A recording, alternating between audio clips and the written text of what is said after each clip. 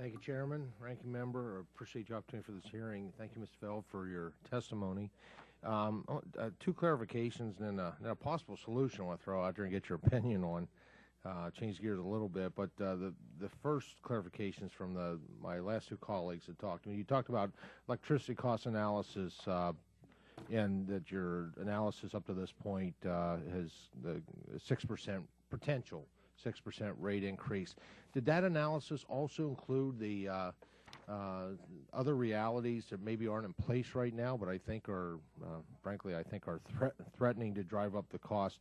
The cap and trade, some of the other related, non-related EPA regulatory initiatives are kind of outside of that are occurring administratively that would push up the cost of fossil fuels. Deregulations in states like Pennsylvania, which is right now we're seeing I think we're going to see a huge jump in electricity costs. It's not in place now, but it would be at the time of whatever implementation as you make a decision, or just the energy mix. I mean, states like Pennsylvania, which we are blessed with, over 60% of our electricity comes from coal, which is the most affordable and reliable.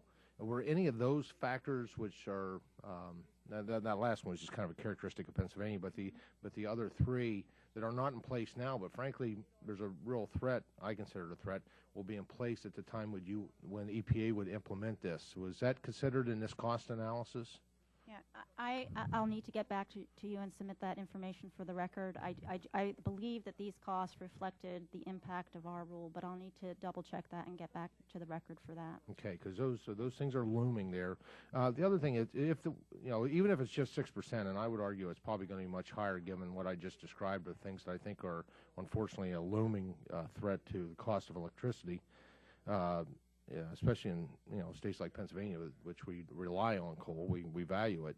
Won't this the byproducts that we're talking about today, the subject of this, when they are able to sell those for very qualified, wonderful uses, to be able to take that fly ash and use it to build things or to use it in different ways, that's got to drive up the cost of those. Those generators of electricity who produce that byproduct, they're going to absorb these new costs. Any business model would tell you that whatever if their costs go up, they've got to raise the cost of what they sell these byproducts for. Would you agree with that?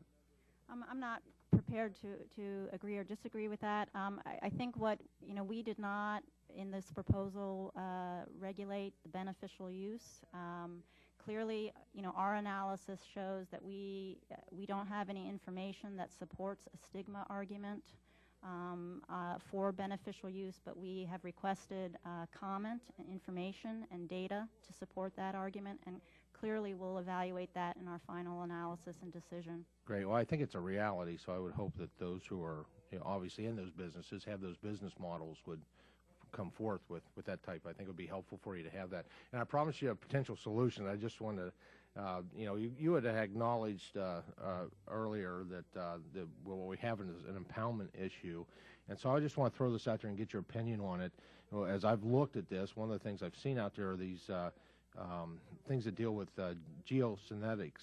synthetics, as a class of product that provides solutions for safe storage of coal combustion residuals until they're reused.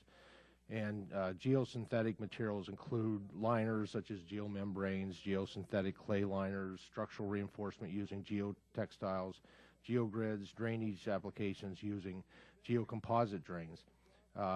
Safety concerns regarding coal combustion residuals can be mitigated if storage sites are lined and the leachate is prevented from entering the environment. You had talked about that when we acknowledged this was an impoundment issue.